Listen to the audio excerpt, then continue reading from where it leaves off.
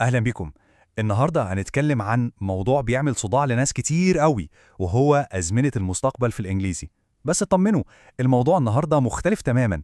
إحنا هنرسم مع بعض خريطة عملية تخلي استخدام المستقبل ده أسهل بكتير. يلا بينا نبدأ الرحلة دي. أنا متأكد إن كلنا سألنا نفسنا السؤال ده في وقت من الأوقات. will و going to و present continuous. هو بجد المستقبل محتاج كل ده؟ الموضوع ممكن يحسس أي حد بالإحباط، بس الإجابة هي ولأ في نفس الوقت. إحنا محتاجينهم، بس السر مش في كترتهم، السر كله في الطريقة اللي بنفهمهم بيها. وهنا بقى النقلة الحقيقية. المشكلة يا جماعة مش في الأزمنة دي خالص. المشكلة في إننا بنبص لها على إنها متاهة من القواعد اللي لازم نقعد نحفظها. طب إيه رأيكم لو بدلنا المتاهة دي بفكرة أبسط وأوضح؟ خريطة من المواقف. يعني بدل ما نحفظ القاعدة نفهم الموقف ونختار الأداة الصح من على الخريطة دي. الموضوع هيختلف 180 درجة. وده بالظبط اللي هنعمله مع بعض. الحل هو الخريطة دي، فكرتها بسيطة جدا. كل موقف له الأداة بتاعته، زي ما كل مكان عايزين نروح له طريق معين على الخريطة. ومهمتنا النهاردة إننا نرسم الخريطة دي سوا، طريق طريق، لحد ما الصورة كلها توضح. طيب، خلينا نبدأ بأهم حاجة على الخريطة بتاعتنا: الطرق الرئيسية. دي أكتر 3 أدوات بنستخدمهم في كلامنا اليومي. لو فهمناهم وركزنا فيهم صح، يبقى احنا كده فهمنا أكتر من 70% من كل كلام عن المستقبل. أول طريق معانا وأسرع واحد فيهم هو will.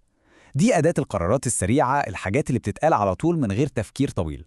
قرارات اللحظة، التنبؤات العامة، أو لما ندي وعد لحد. بسيطة ومباشرة جدا. طيب، إمتى بالظبط بنستخدم ويل؟ في 3 مواقف أساسية. أول حاجة للقرارات اللي بتتاخد في لحظتها، يعني مثلا التليفون يرن فحد يقول I'll get it. تاني حاجة للتوقعات اللي ما فيهاش دليل قوي، زي ما تقول I think it will rain tomorrow، مجرد رأي. والحالة التالتة لما بنعرض مساعدة أو ندي وعد، زي I'll help you with that. وأحلى حاجة في will إن تركيبتها سهلة قوي. هي كلمة will وبعدها الفعل في المصدر مباشرة، من غير أي إضافات ولا أي لخبطة. زي المثال البسيط ده: I'll help you. سهلة وبسيطة. تمام، خلينا نكمل على الخريطة ونشوف الطريق التاني going to.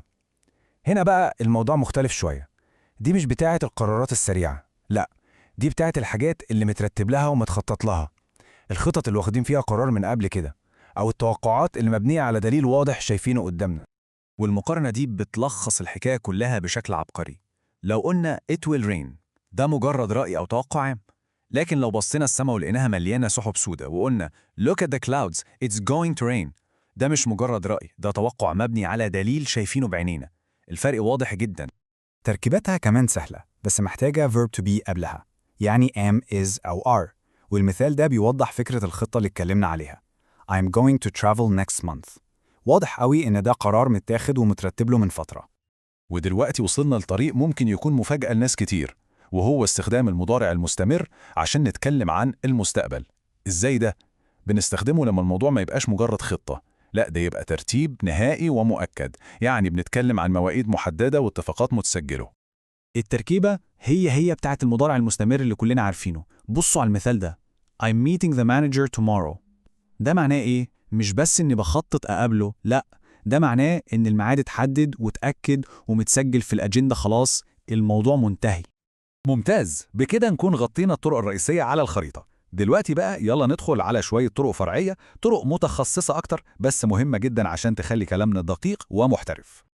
مضارع بسيط عشان نعبر عن المستقبل؟ أيوه، غريبة شوية صح؟ ده بيحصل في حالة واحدة بس، حالة رسمية جدا: الجداول الزمنية الثابتة، زي مواعيد القطر، الطيارة، المحاضرات، أي حاجة ليها جدول زمني رسمي ومحدد. والتركيبة هي المضارع البسيط العادي خالص. والمثال ده كلاسيكي وبيوضح الفكرة تماما. The flight leaves at 6 a.m. ميعاد الطيارة ده في المستقبل، لكن لأنه جزء من جدول رسمي ثابت بنستخدم معاه المضارع البسيط. الزمن ده بقى ساحر، لأنه بيرسم صورة في خيال اللي بيسمعنا. فكرته مش إن حاجة هتحصل وخلاص، لا، فكرته إن في وقت معين في المستقبل هنكون في نص الحدث، يعني الحدث ده هيكون شغال ومستمر في اللحظة دي. وتركيبته بتساعد على رسم الصورة دي will be وبعدها الفعل في ing. اسمعوا المثال ده وتخيلوا المواقف. This time tomorrow I'll be flying to Paris. المعنى واضح، بكرة في نفس التوقيت ده بالظبط هكون في الجو في نص رحلة الطيران لباريس. ودلوقتي للناس اللي عايزة توصل لمستوى احترافي فعلا، يلا بينا ندخل على طريق متقدم شوية على الخريطة. الطريق ده بيخلينا نتكلم عن الأحداث اللي هتكون اكتملت وخلصت قبل نقطة معينة في المستقبل. المستقبل التام أو الفيوتشر بيرفكت فكرته عبقرية. تخيلوا إننا بنسافر بالزمن لنقطة في المستقبل ونقف هناك، وبعدين نبص لورا ونقول قبل ما نوصل للحظة دي هيكون الحدث ده خلاص. تركيبته بتعكس الفكرة دي will have زائد التصريف الثالث للفعل. المثال ده هيوضحها قوي. By 2026 I'll have finished my project. يعني لما سنة 2026 تيجي مش هكون لسه شغال في المشروع، لا ده هيكون اكتمل وانتهى بالفعل. هايل، كده الخريطة الكاملة بقت معانا. طيب إيه رأيكم نختبر الخريطة دي ونشوف هنعرف نستخدمها صح ولا لأ؟ يلا بينا في اختبار صغير وممتع. وقبل ما نبدأ الاختبار، دي الخريطة الكاملة قدامنا في سلايد واحدة. will للقرارات السريعة، going to للخطط والأدلة، present continuous للمواعيد المؤكدة، وهكذا. بصراحة دي السلايد اللي فعلا تستاهل حد ياخدها سكرين شوت ويحتفظ بيها عنده. جاهزين؟ طيب الاختبار الأول، الجملة بتقول Look at those clouds. It will rain. يا ترى إيه الأداة الصح هنا؟ فكروا كده للحظة.